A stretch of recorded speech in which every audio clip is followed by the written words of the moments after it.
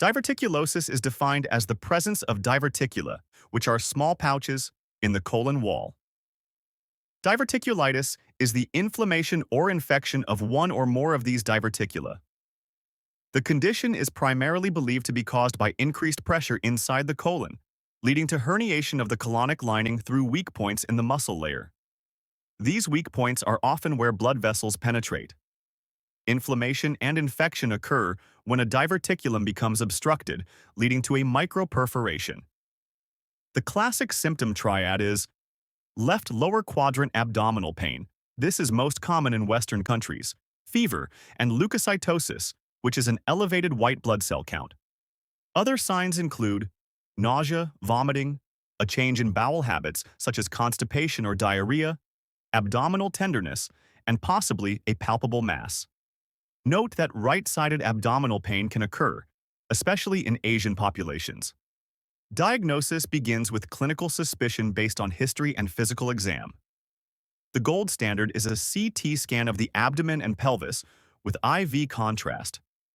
This confirms the diagnosis, assesses severity, such as the presence of an abscess or perforation, and rules out other causes. Relevant laboratory tests include a CBC, which shows leukocytosis, and a CRP test, which is typically elevated. Treatment is based on the Modified Hinchey Classification of severity. For stage 0 or uncomplicated diverticulitis, characterized by mild localized inflammation, management is outpatient. It involves oral antibiotics, for example, amoxicillin clavulanate, 875 125 milligrams twice daily, or a regimen of ciprofloxacin, 500 milligrams twice daily, plus metronidazole, 500 milligrams 3 times daily for 7 to 10 days. Diet begins as clear liquids, advancing as tolerated.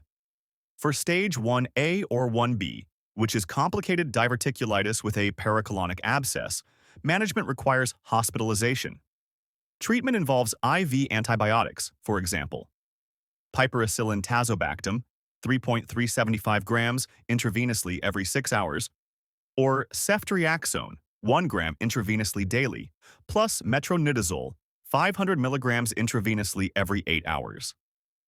For larger abscesses, typically greater than 3 to 5 centimeters, percutaneous drainage is performed.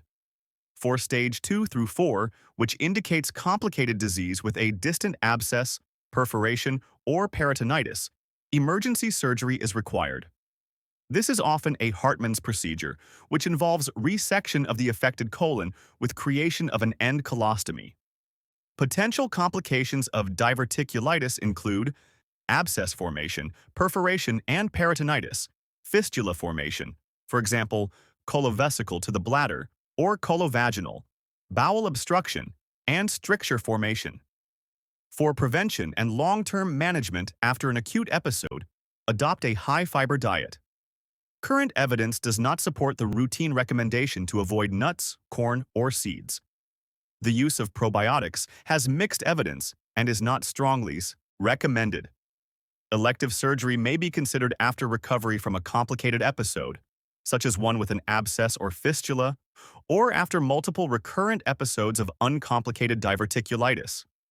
If you found this video helpful, don't forget to like, share, and subscribe for more informative content. Stay tuned for our next video.